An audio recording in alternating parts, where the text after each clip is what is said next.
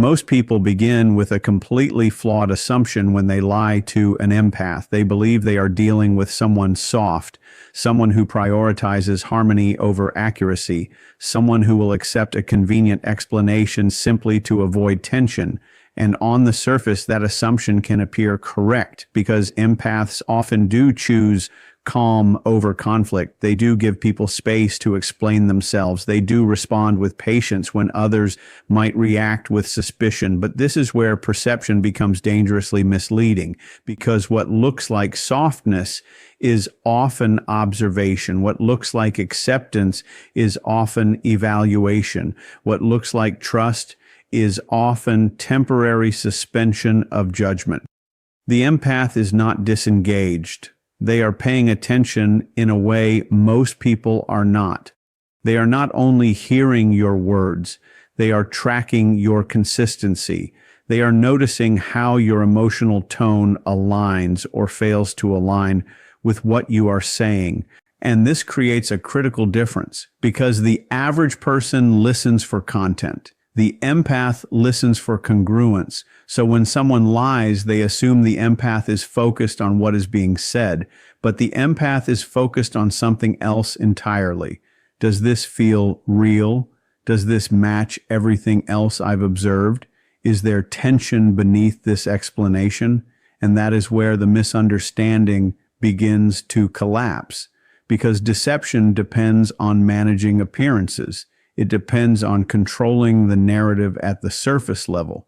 But empaths are not operating only at the surface.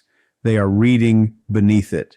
And when you lie to someone who naturally pays attention to what leaks through, not just what is presented, you are not simply hiding the truth. You are creating contrast. And contrast is what reveals you. Most people think lying is a verbal act. They think if the sentence sounds believable, if the explanation is structured well, if the details are convincing enough, then the lie will hold. But deception has very little to do with words alone, because words are only one layer of communication. Beneath them, something else is always happening. Your body is responding. Your tone is adjusting. Your timing is shifting. Your emotional state is either aligning or conflicting. And that conflict is where deception becomes fragile, because the moment your internal reality does not match your external expression, you are no longer communicating one message. You are communicating two, one spoken, one leaked. And the leaked message is often the more honest one. Empaths are particularly sensitive to this split. They don't just process language logically, they process presence emotionally. So when you say something that doesn't fully match how you feel, they register that difference. Not always consciously, not always immediately, but somewhere internally, something flags, this doesn't fully align. And alignment is everything, because truth has a certain simplicity to it. It doesn't require effort to maintain. It doesn't require constant adjustment. It doesn't create internal resistance. Lies do. They require monitoring. They require control. They require consistency across something that is inherently inconsistent. And over time, that effort begins to show. Your delivery becomes slightly too careful. Your explanation becomes slightly too detailed. Your reaction becomes slightly too managed. And that slightly is enough, because empaths are not looking for obvious proof. They are sensing subtle disruption. And subtle disruption is where deception quietly exposes itself. Empaths don't notice more because they're trying harder. They notice more because they've been trained, often by life itself, to pay attention. Many of them have spent years in environments where emotional signals mattered, where what was said didn't always match what was true, where reading the room was necessary, where sensing shifts in mood wasn't optional, it was survival. And over time, this develops into a kind of natural awareness, not forced, not performative, automatic. They begin to recognize patterns most people overlook: the pause before an answer, The change in breathing, the slight tightening in the voice, the moment confidence turns into defensiveness. These are not dramatic signals. They're subtle, but subtle doesn't mean insignificant because patterns are built from small details repeated over time. And empaths are constantly collecting those details, not in a calculated way, but in a way that feels almost instinctive. They don't always analyze in the moment, but they remember. And memory creates comparison. Comparison creates pattern recognition, and pattern recognition creates insight. This is why someone can appear consistent on the surface, yet still feel inconsistent to an empath, because the empath is not only observing isolated moments, they are observing continuity. They are asking, often unconsciously, does this match who you've been over time? Does this align with how you usually show up? Is there a shift here that doesn't make sense? And when the answer is no, they don't always react immediately, but they don't ignore it either. They store it. And once enough of those small inconsistencies accumulate, what once felt like a vague feeling becomes something much clearer, a pattern. And patterns are very hard to hide from someone who is always paying attention. One of the biggest misconceptions about empaths is that they instantly trust their perception. They don't. In fact, many empaths do the exact opposite. They question themselves first. When something feels off, their immediate reaction is rarely accusation. It's introspection. Am I overthinking this? Did I read that wrong? Maybe I'm being too sensitive. This internal dialogue is not weakness, it's restraint. It's the empath giving reality a chance to clarify itself before reacting. But this restraint has a cost, because while they are questioning themselves, they are also delaying action. And this is where deception often survives longer than it should, not because the empath doesn't sense the inconsistency, but because they try to disprove their own perception. They search for alternative explanations. They rationalize behavior. They extend understanding beyond what is reasonable. And sometimes they do this repeatedly because they don't want to misjudge someone. They don't want to create conflict unnecessarily. They don't want to believe something is wrong if it can be right. But truth doesn't disappear just because it's questioned. That initial signal, the one that felt off, doesn't go away. It lingers. And every new inconsistency adds weight to it, until eventually the empath is no longer dealing with a feeling. They are dealing with evidence. And at that point, the internal doubt begins to shift. They stop asking, what if I'm wrong? And start asking, why does this keep repeating? And that question is the beginning of clarity. Truth rarely reveals itself in one dramatic moment. It reveals itself through repetition, through small inconsistencies that on their own seem insignificant, but together form something undeniable. At first, it's easy to dismiss a strange reaction here, a slight contradiction there, a moment that doesn't fully make sense. Each instance feels too small to confront, too uncertain to define. But patterns don't rely on single moments. They rely on accumulation.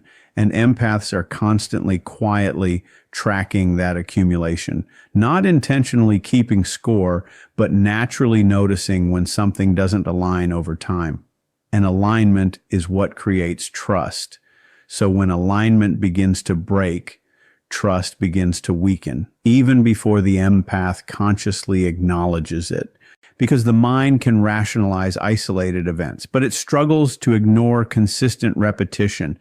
Eventually, the same type of inconsistency appears too many times, the same emotional shift, the same defensive tone, the same over-explained story, and now it's no longer random, now it's recognizable. And recognition changes everything, because once a pattern is seen, it cannot be unseen. At that point, the empath is no longer interpreting behavior generously. They are interpreting it accurately. And accuracy removes illusion. This is where many lies begin to collapse, not because they were exposed directly, but because they became predictable. And predictability is the enemy of deception, because when someone can anticipate your inconsistency, your control over the narrative starts to disappear. There is a subtle but powerful shift that happens inside an empath. At first, they feel, they try to understand, they try to connect, they try to make sense of what doesn't feel right.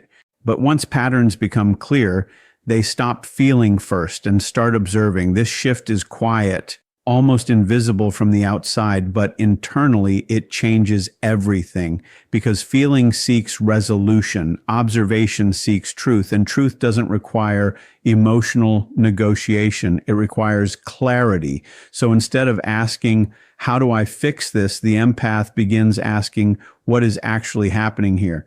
They step back, they detach slightly, not because they don't care, but because caring without clarity creates confusion. And confusion is no longer acceptable. Now they're watching behavior more than words. They're noticing consistency more than intention. They're evaluating actions rather than explanations. And this makes deception much harder to sustain, because explanations can be adjusted, but behavior over time reveals itself. This is where many people feel a shift in the empath's energy. They may not understand it, but something feels different, less reactive, less emotionally available, less easily reassured. And that's because the empath is no longer trying to believe you. They're trying to understand the pattern. And once someone moves into observation, they stop being influenced by temporary performances, because observation is patient. It doesn't rush. It doesn't need immediate answers. It simply waits until reality becomes obvious. Silence, in the context of an empath, is often misunderstood. Most people interpret silence as confusion, as withdrawal, as emotional shutdown. But that's not always what it is. Sometimes silence is clarity. It's the moment the empath stops trying to resolve something that no longer makes sense.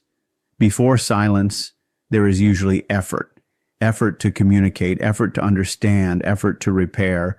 But when those efforts repeatedly meet inconsistency, something shifts. The empath realizes that more words won't create more truth. And that realization changes their behavior. They stop asking. They stop explaining. They stop chasing clarity from someone who is creating confusion. And instead, they become still. This stillness is not passive. It's decisive, because silence removes engagement. And without engagement, unhealthy dynamics lose their momentum. There's no argument to fuel, no emotion to manipulate, no reaction to control. And that can feel unsettling to the person on the other side, because they were expecting participation. They were expecting response. They were expecting the empath to continue trying, but the empath has shifted. They are no longer negotiating with inconsistency. They are acknowledging it. And acknowledgement doesn't require noise. It requires acceptance. And acceptance often looks like silence, not because nothing is happening, but because everything has already been understood. Trust for most people is a social agreement. For an empath, it's something far more structural. It's not just, I believe you. It's, I am building emotional reality with you. And that difference matters, because when an empath trusts someone, they don't do it casually. They open gradually. They observe consistency. They allow emotional safety to form over time. So when that trust is broken, the damage is not limited to the lie itself. It affects the entire structure that was built around it. Because trust is what allows vulnerability to exist. It's what makes honesty feel safe. It's what allows someone to show up without defense. And when deception enters that space, and it doesn't just introduce doubt, it introduces instability. Now, the empath is no longer standing on something solid. They're standing on something uncertain. And uncertainty changes how they engage. They become more cautious, more selective, more aware of risk. not because they want to withdraw, but because their system has registered something important. This is no longer safe in the same way. And safety, once disrupted, is difficult to restore because trust is not rebuilt through explanation. It's rebuilt through consistency, through alignment repeated over time. And until that alignment is reestablished, the empath cannot return to the same level of openness because for them, trust is not just emotional, it's foundational. One of the most underestimated consequences of lying is this: it doesn't just affect the present, it alters the past. Because when deception is discovered, it forces reinterpretation. Moments that once felt genuine now feel questionable. Conversations that once felt honest now feel uncertain. And the empath begins revisiting everything, not obsessively, but instinctively. Was that real? Did they mean that? Was I responding to truth or to something constructed? And this creates a unique kind of psychological tension because the past, which once felt stable, now feels unstable. And when the past becomes unstable, the mind struggles to find grounding. This is why betrayal often feels so intense, not because of one event, but because it multiplies across memory. It spreads. It reaches backward into moments that were once trusted and changes how they are perceived. For an empath, this is especially difficult because they don't connect through surface-level interaction. They connect through meaning, through emotional depth, through perceived authenticity. So when authenticity is questioned, everything connected to it becomes uncertain. And uncertainty disrupts emotional continuity, which is why the impact of a lie often feels larger than the lie itself, because it's not just about what happened, it's about what everything meant. And when meaning becomes unclear, the relationship itself begins to lose its foundation. There is a point that many people don't notice until it's too late, the moment the empath stops investing. Externally, everything may still look normal. They may still respond, still communicate, still behave with calm. But internally, something has changed. They are no longer trying to build. They are no longer trying to repair. They are no longer trying to believe, because belief requires evidence. And repeated inconsistency removes that evidence. So instead of pushing forward emotionally, they begin pulling back. Quietly, gradually, they share less, they expect less, they rely less. And this shift is not dramatic, it's subtle, but it's significant because relationships don't survive on presence alone. They survive on emotional investment. And when investment decreases, connection weakens, even if interaction continues. This is why many people are surprised when an empath eventually leaves, because they were still physically present, still engaged on the surface, but internally they had already begun detaching. And detachment doesn't happen suddenly. It happens in layers. Each disappointment removing a little more energy, each inconsistency reducing a little more trust, until eventually there is nothing left to invest. And at that point, leaving is not emotional. It's inevitable. Silence is often interpreted as a lack of strength, but in reality, it can be the clearest expression of it, because not all silence is avoidance. Some silence is decision. For an empath, silence becomes powerful when it is no longer driven by confusion, but by clarity. Before this stage, they may have tried to communicate repeatedly, tried to explain their concerns, tried to create understanding. But when those efforts meet resistance or inconsistency, they begin to recognize something important. More words will not create more truth.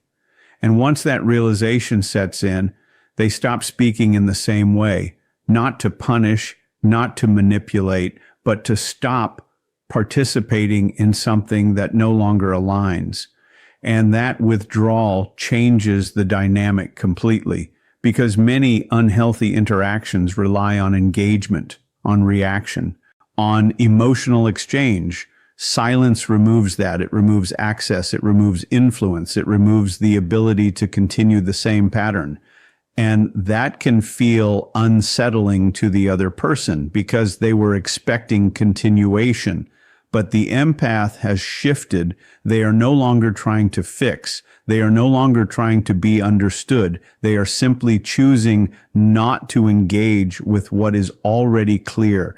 And that choice is where silence becomes power. The biggest mistake people make is not the lie itself. It's the assumption that follows it, the belief that the empath will stay anyway, that understanding equals permanence, that forgiveness equals unlimited chances, that patience equals tolerance without limits. But this is a misunderstanding of empathy.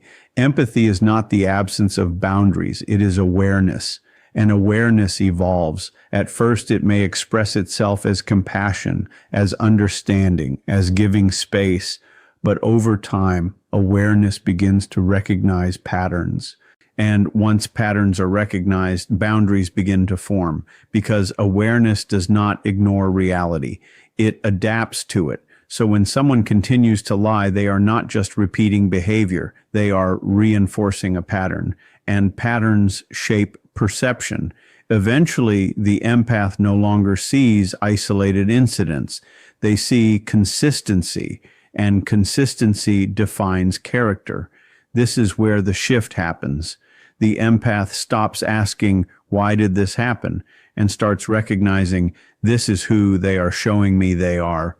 And once that recognition is clear, their behavior changes accordingly, not out of anger, but out of alignment with reality. And reality, once seen clearly, cannot be unseen. Empaths don't leave quickly. They stay longer than most people expect, not because they don't see problem, but because they believe in resolution. They try to understand. They try to repair. They try to restore what feels broken. And this effort can continue for a long time because they don't give up easily on connection. But staying has a limit, and that limit is reached when understanding no longer changes anything, when communication no longer improves anything, when honesty is no longer consistent. At that point, staying becomes self-conflict, and empaths are deeply affected by internal conflict because they value alignment, not just externally, but internally. So when staying requires them to ignore what they clearly see, they face a decision: continue the relationship or remain aligned with truth. And eventually, truth wins, not aggressively, not dramatically, but decisively. And when they leave, it often feels sudden to the other person, but it wasn't sudden. It was cumulative, built over time. Every inconsistency, every broken moment, every unresolved pattern, all leading to one conclusion: this can't continue as it is. And once that conclusion is reached, leaving is no longer a reaction, it's a resolution. At the core of all of this is a simple but often ignored truth. Lies don't just hide reality, they reveal character. Because every act of deception communicates something deeper than the words themselves. It shows priorities, control over honesty, image over authenticity, avoidance over accountability. And empaths are not just listening for what happened, they are interpreting what it means. That's why lying to an empath is so risky, not because they will immediately confront you, but because they will understand you. And understanding changes everything, because once someone understands your patterns, they no longer rely on your explanations. They rely on what you consistently show. And consistency is difficult to fake over time, which means eventually truth surfaces, not through confrontation, but through recognition. And once recognition is complete, something irreversible happens. Perception shifts. And when perception shifts, so does connection. Because connection depends on trust, and trust depends on truth. Without